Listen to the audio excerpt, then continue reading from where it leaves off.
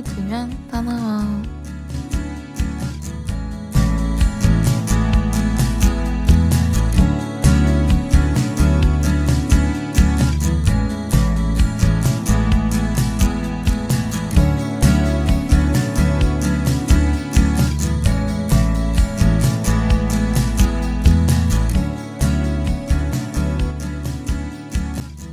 안녕하세요 하고 여러분들, 드디어 첫 방송을 하게 되었어요. 원래 저번 주에 방송이 송출되었어야 했는데 제가 2주 동안 아파서 오늘 처음 찾아뵙게 되었네요.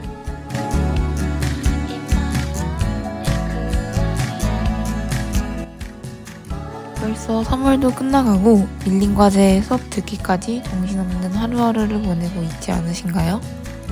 저 역시 대면 수업보다 비대면 수업이 대부분이라 겨울방학처럼 보내고 있는 것 같습니다. 아직은 놀고 싶은 마음이 강하게 드는 것 같아요. 하지만 눈 감았다 떠보면 곧 중간고사이기 때문에 지금부터라도 학업에 집중을 해야겠죠?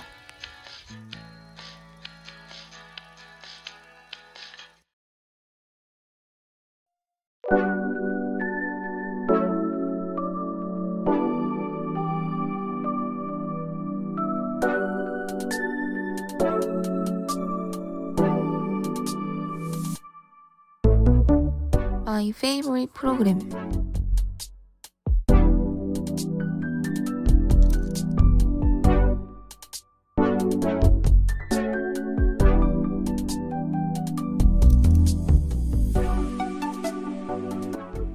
지금은 유튜브, 넷플릭스, 왓챠와 같은 플랫폼을 이용하지만 초등학교 때로 돌아가 본다면 평일과 주말, 자기 전에 텔레비전으로 예능을 보다가 스르르 잠에 든 경험 모두 한 번씩 있나요? 바로 그 자기 전 보았던 예능을 회상하는 코너입니다. 모두 투지폰과 실내화를 신고 다녔던 조그마한 그 시절, 지금 그 시절로 한번 돌아가 볼까요?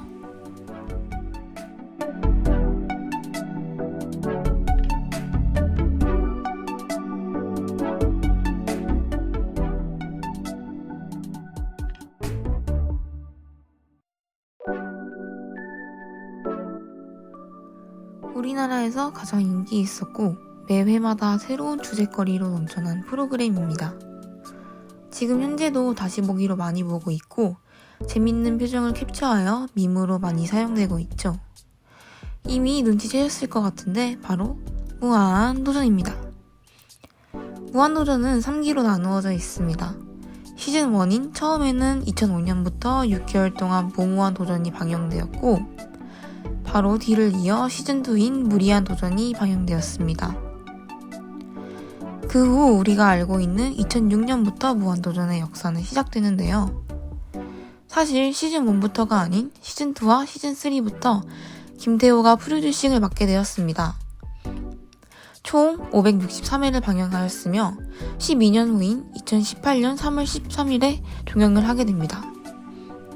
무한도전은 MBC 전체 총 수익금이 6천억 원에서 8천억이었는데 절반이 광고 수익이었으며 그중 70%를 무한도전이 책임졌다고 할 만큼 방송사에서 큰 역할을 하였습니다.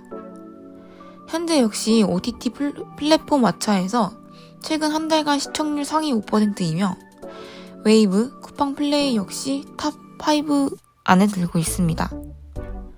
무한도전 방영 당시 단 2회를 제외하고 10% 아래로 내려간 적이 없으며 가요제 프로그램에서 장미여관, 혁오, 정재영 등 인지도가 많이 없었던 아티스트들이 한 번의 출연으로 인지도와 함께 음원들도 순위권에 오르기 시작했었습니다.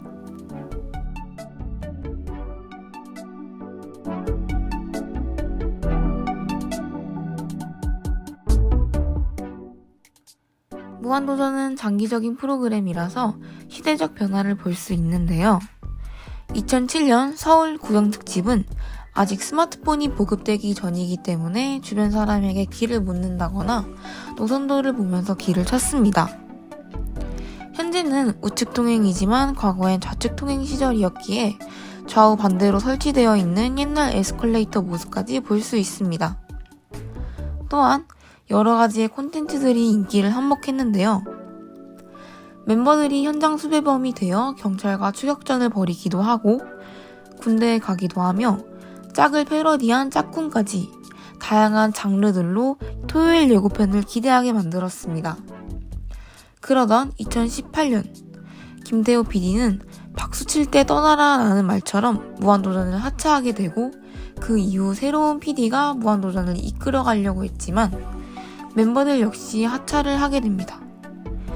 13년이라는 시간 속에 멤버들이 추격전을 하는데도 무리가 있고 다양한 소재거리들이 점점 고갈되면서 한계에 도달하여 결국 종영하게 됩니다.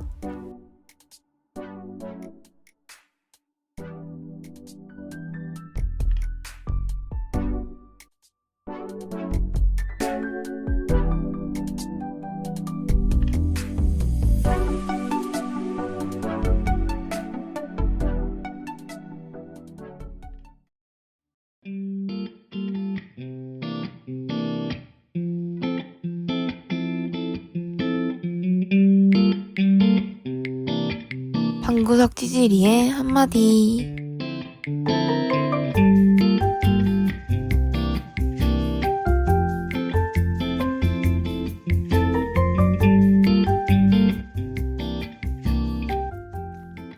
이번 코너에서는 아나운서가 추억의 프로그램에서 재미있었던 편, 인상 깊었던 편을 소개하고 명대사, 유행어 등 개인적 견해를 같이 공유하기 위한 코너입니다.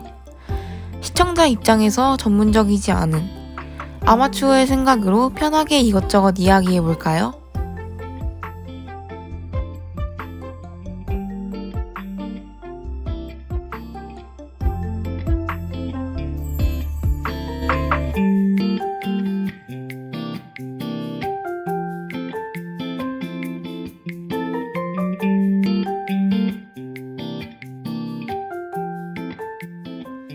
다양한 장르 속 정말 많은 시리즈들이 있지만 제가 무한도전에서 가장 좋아했던 편은 바로 스피드 편입니다.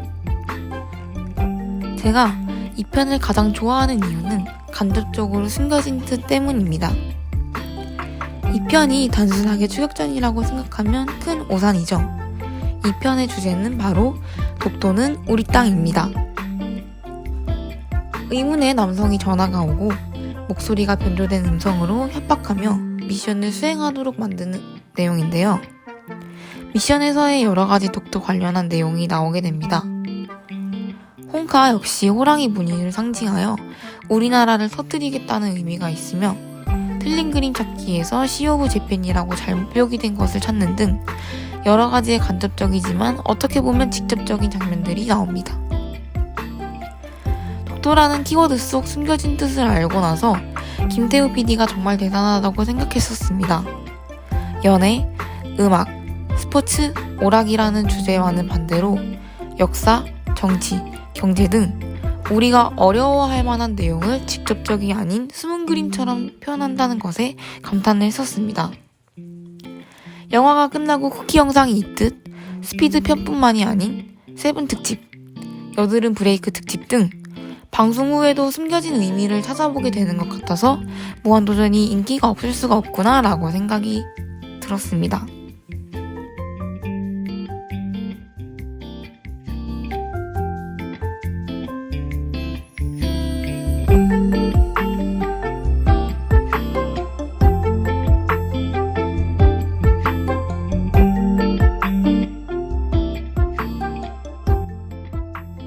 위에서 말한 소재뿐만이 아닌 유행어들도 정말 많죠.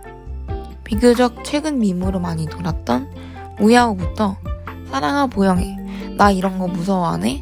형이 왜 거기서 나와? 등이 있는데 저는 그중 군대편인 진짜 사나이 편에서 박명수가 필승 I can do를 yes I can 이라고 한 부분의 표정과 억양이 너무 재밌어서 기억에 남는 것 같습니다.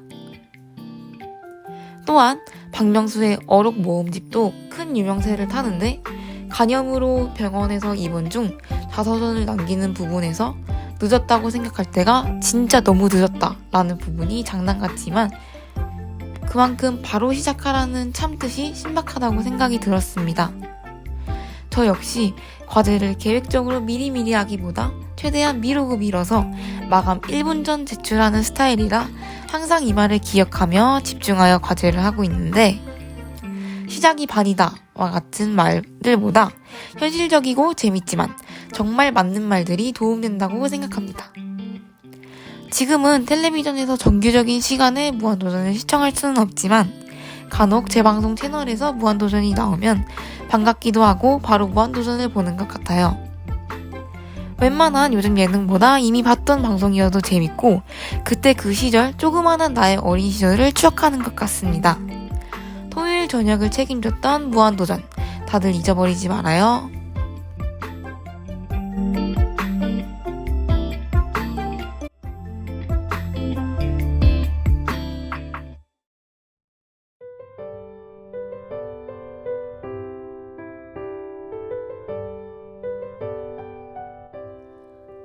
오늘 방송 잘 들으셨나요?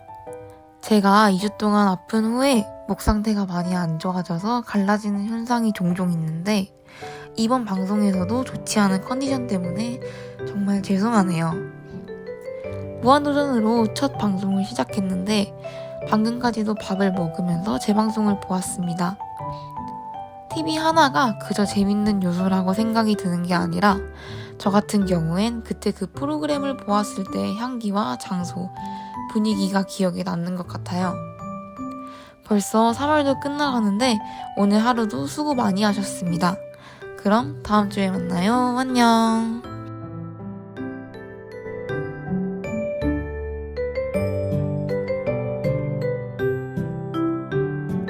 지금까지 프로듀서, 엔지니어, 아나운서 최다희였습니다.